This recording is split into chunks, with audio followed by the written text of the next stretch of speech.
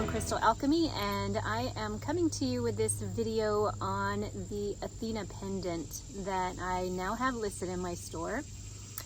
And I just want to say, just to give you a little bit of background and information, I've only recently started working with Athena, and it's been a pattern that whenever I do receive instruction to create a pendant, generally through visions, it takes a little while for me to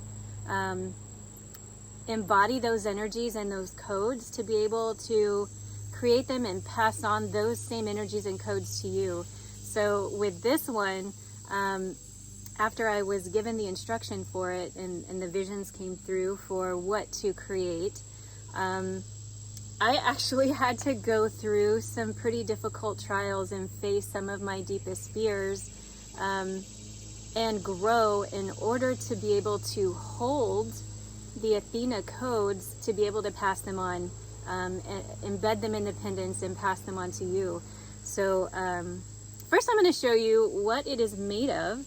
So there are, as you can see, the shape of it is this rhombus shape, and not everybody knows that this shape is associated with Athena. You're not going to find that everywhere. But the shape is a very, very powerful shape, and I'm going to draw it out and explain it to you.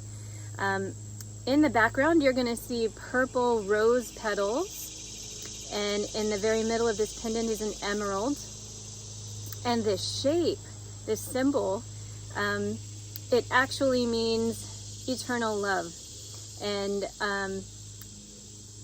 as you can see, it's actually a Celtic symbol, and it's meant to be two triquetras put together like an eternal knot. And the back has the stardust matrix that I put in everything. It's got a gradient, so it's thinner at the top and a little thicker at the bottom, which I love. I love the angles in this. It's very, very powerful. It's in a small package, but it packs a punch. So let me kind of explain a little bit more about the elements of this pendant. So first I'm going to explain the shape. So I'm going to draw that out here. Let's go with blue. So let's look at this shape. And I'm going to kind of go into the elements here. But first, this shape holds a lot of power. You can just feel it in the angles of it. So I'm going to draw a little line here just to delineate the elements of this. So if we're going to look at this top part here is fire, and this bottom part, this is water. Oops, this is a symbol for water, sorry about that. When you combine water and fire, what do you get? You get vapors. I know this doesn't quite look like vapors, but water particles in the air. So air, that's when air comes in. Air will carry the vapors. What happens when enough water gets in the air? It then comes down to the earth. So I just want you to see how this symbol actually brings in all of the elements. And it is truly a cycle of life, of sustaining life. So I just want you to see the power in that. The symbol, as you can see, I think I've already mentioned, is two triquetras put together like an eternal knot, unbreaking. And this is the emerald in the middle. Oh, you can see the actually other, it looks like an Athena in the very middle of this as well. And the emerald is a very, very powerful crystal, one of the strongest ones relating to the heart. So there's a lot of love in this pendant. The emerald also has the energies of abundance and creation. If you look at the earth itself and everything that grows is green. And green is that creative force as well. Abundance. And now I want to talk about the codes that are in here. because they're powerful codes, and I had to work really hard to embody them before I could actually make this and put it out there. There's a lot of power in working with the Athena energies.